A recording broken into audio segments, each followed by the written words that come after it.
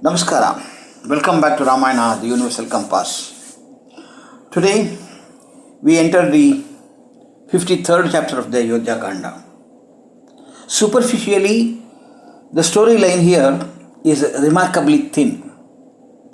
Rama, Lakshmana and Sita have crossed the borders of Ayodhya.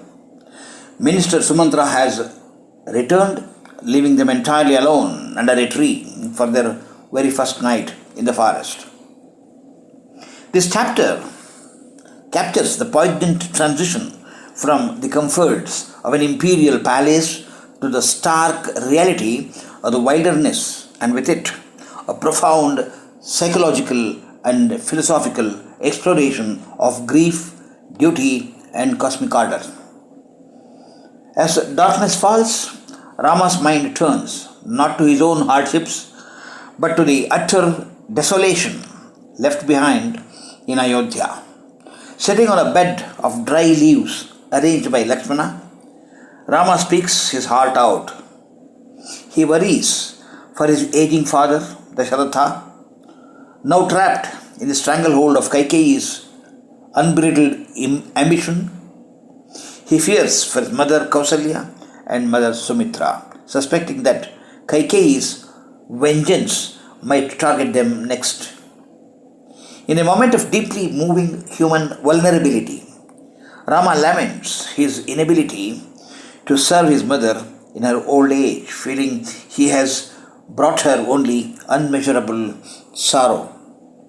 It is here that Rama urges Lakshmana to return to Ayodhya at dawn to protect the grieving queens. But Lakshmana flatly refuses, declaring that heaven itself holds no appeal for him without Rama. This brings us to the global and philosophical perspective of this chapter. When we witness Rama, the supreme embodiment of the divine, capable of single-handedly obliterating Ayodhya or the entire universe with his arrows, choosing instead to suffer quietly on a bed of dry leaves, we encounter the ultimate lesson in self-restraint and Dharma. If it is so, in Ramayana, in the Bhagavad Gita, Sri Krishna teaches that the wise must act without attachment to set a righteous precedent for the world. Lokasangraha. Rama possesses the raw, infinite power of Vishnu, but he consciously subjects himself to human limitations. He follows the rules of the mortal world to teach humanity how to endure suffering, honor parental commands, and uphold righteousness when every earthly pillar has collapsed around them.